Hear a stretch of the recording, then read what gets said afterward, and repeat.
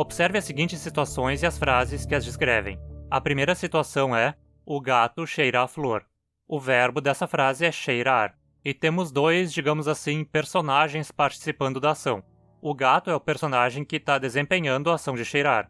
Ele é o participante ativo da ação. A flor, por outro lado, é quem recebe a ação. O ato de cheirar, feito pelo gato, afeta a flor. A flor é então o participante passivo da ação. Agora a segunda situação. O homem segura o gato. De novo temos dois personagens participando da ação. Mas dessa vez é o homem que tem o papel ativo, de desempenhar a ação, enquanto o gato tem o papel passivo, de ser afetado pela ação. Agora a terceira situação. O gato dorme. Aqui o verbo é dormir, mas temos somente um personagem participando, o gato. E qual é, na sua opinião, a função do gato nessa frase? Ele se comporta mais como o gato na primeira frase, cheirando a flor, ou como o gato na segunda frase, que o homem segura? Se você é um falante nativo de português, provavelmente vai achar que o gato dormindo está fazendo algo mais próximo do que o gato cheirando a flor faz, do que o gato que o homem está segurando faz. Mas se você pensar bem, as três funções do gato são distintas. Quando o gato cheira a flor, ele está agindo sobre outra coisa, nesse caso a flor. O gato afeta a flor. Aqui, então, o gato é o agente da ação. Quando o homem segura o gato, é o homem que está agindo sobre o gato. O gato é afetado pelo homem. Então ele é o paciente da ação. Agora, quando o gato dorme, ele não está nem agindo sobre outra coisa e nem tem nada agindo sobre ele. Ele é o único envolvido na ação de dormir. A gente pode dizer que o gato vivencia a ação de dormir. Então digamos que ele é o vivenciador da ação.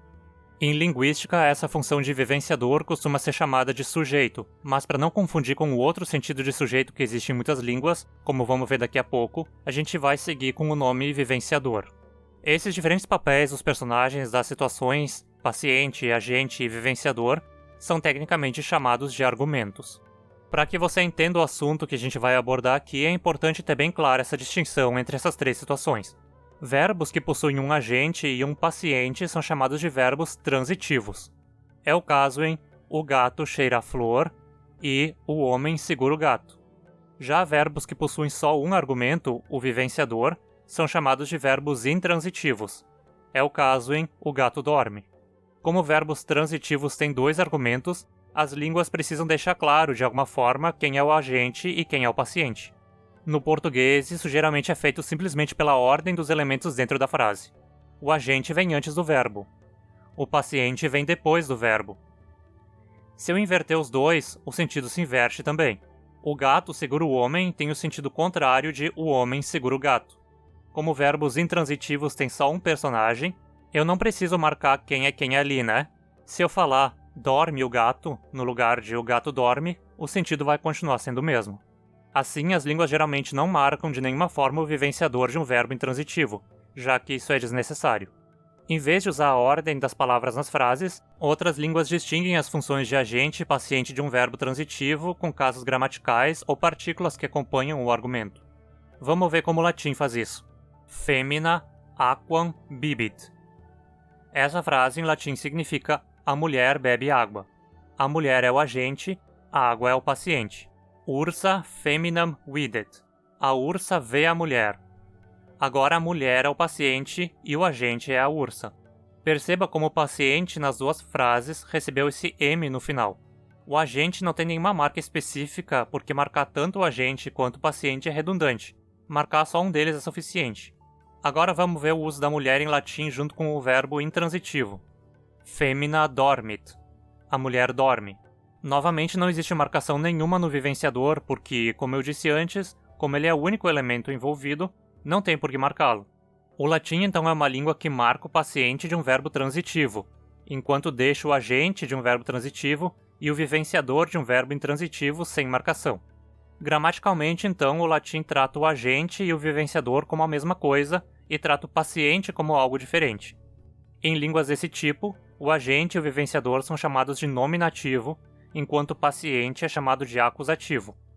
Disse que essas línguas têm alinhamento morfossintático do tipo nominativo-acusativo. Esse é o tipo de língua mais comum no mundo. O português é considerado uma língua com alinhamento nominativo-acusativo. Mesmo que a gente não marque isso nas palavras em si, A gente considera o vivenciador do verbo intransitivo gramaticalmente como a mesma coisa que o agente de um verbo transitivo. Chamamos isso de sujeito. Já o paciente nós chamamos de objeto. Agora vamos ver o caso de outra língua, o basco. Emakumeak ura edatendu. A mulher bebe água. Hartzak emakumea ikustendu. A ursa vê a mulher. Perceba que, ao contrário do latim, onde o paciente era marcado com um M, aqui é o agente que é marcado com um K, enquanto o paciente fica sem marcação. Quando a mulher é o agente, a palavra fica emakumeak. Mas quando ela é o paciente, temos simplesmente emakumea. Agora observe o que acontece no verbo intransitivo. Emakumea oenesda. A mulher anda. Não temos o K no final da palavra de novo porque, como eu disse antes, nesse caso é relevante marcar o vivenciador, já que ele é o único argumento participando da ação. Gramaticalmente, então, o basco trata o paciente e o vivenciador como a mesma coisa, enquanto o agente é tratado como algo diferente. Em línguas desse tipo, o paciente e o vivenciador juntos são chamados de absolutivo, enquanto o agente é chamado de ergativo. Essas línguas são ditas ter um alinhamento morfossintático do tipo ergativo-absolutivo. Para nós, falantes de línguas com alinhamento nominativo-acusativo, esse tipo de organização das coisas pode soar estranho a princípio. Mas pense como o fato de tratarmos sempre o vivenciador de um verbo intransitivo como agente também leva a algumas construções estranhas. Por exemplo, quando ouvimos o som de um sino, podemos dizer "o sino está tocando". Mas não é isso que está acontecendo de fato, né? O sino não está tocando nada. É uma pessoa que está lá tocando o sino. É mais lógico ver o vivenciador nesse caso como igual ao paciente de um verbo transitivo, e não igual ao agente. Repetindo então. Línguas com alinhamento nominativo-acusativo tratam o vivenciador de um verbo intransitivo da mesma forma que o agente de um verbo transitivo, e o paciente do verbo transitivo é visto como algo separado. Já as línguas com alinhamento ergativo-absolutivo tratam o vivenciador de um verbo intransitivo da mesma forma que o paciente de um verbo transitivo, e o agente do verbo transitivo é que é visto como algo separado. Vamos ver outra diferença que os dois tipos de alinhamento causam nas línguas. O homem pegou o gato e dormiu. Fica claro que a ação de pegar foi exercida pelo homem. Mas quem dormiu? O homem ou o gato? Para nós, falantes de línguas com alinhamento nominativo-acusativo, fica claro que quem dormiu foi o homem, né? Pois tratamos o vivenciador de um verbo intransitivo, como dormir, da mesma forma que o agente de um verbo transitivo.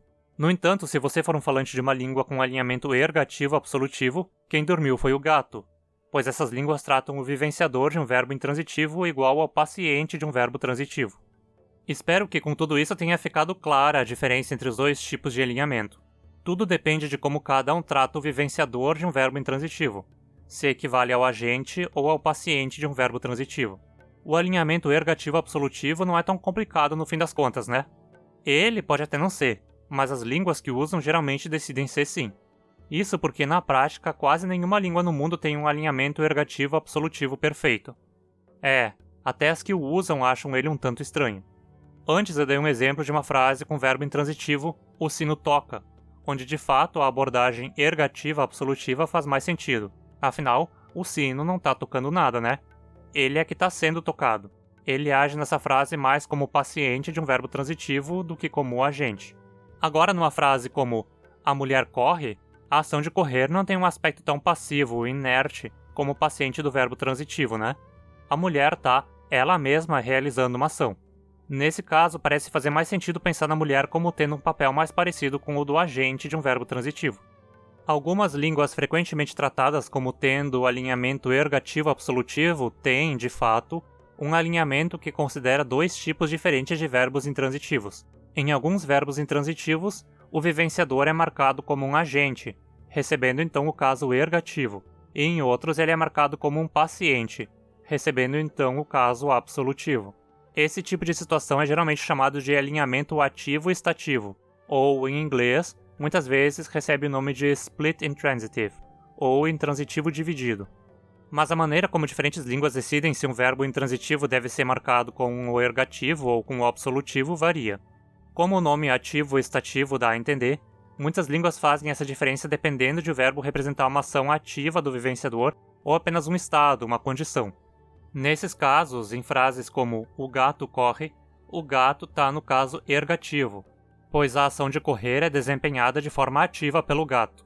Já em frases como o gato dorme, o gato está no absolutivo, pois a ação de dormir não é desempenhada ativamente. É só um estado, uma condição. Esse tipo de alinhamento é bem comum em línguas nativas das Américas, especialmente na América do Norte, incluindo o Cherokee e Lakota, por exemplo, e na América do Sul, como no Guarani e no extinto Tupi. Vamos ver um exemplo em georgiano, outra língua em que isso acontece. Na frase Bitma gatesha jami, o menino quebrou a tigela, perceba a terminação ma, que marca o ergativo, e a terminação i, que marca o absolutivo.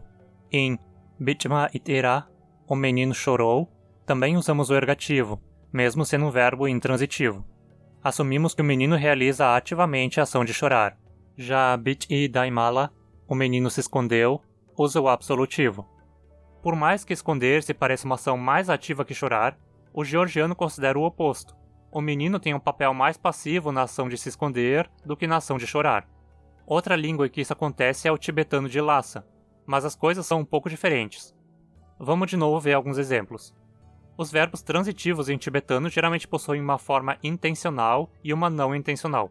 Por exemplo, a frase eu quebrei a xícara pode ser dita de duas formas diferentes, dependendo de você ter quebrado a xícara porque quis ou por acidente. Nge karyol changpain, nge karyol changson. De qualquer forma, o agente vai estar no caso ergativo, aqui marcado por esse S no final, como é de praxe com o agente de verbos transitivos de línguas de alinhamento ergativo absolutivo. Agora, verbos intransitivos costumam, como de praxe, ter o vivenciador marcado pelo absolutivo, como aqui no caso de eu morri, nga shiwain, onde não vemos o S do ergativo no fim do vivenciador. Mas se o verbo intransitivo indica uma ação voluntária por parte do vivenciador, você pode simplesmente marcá-lo com o absolutivo também, como aqui em eu fui ao Tibete, nga pela chimpain.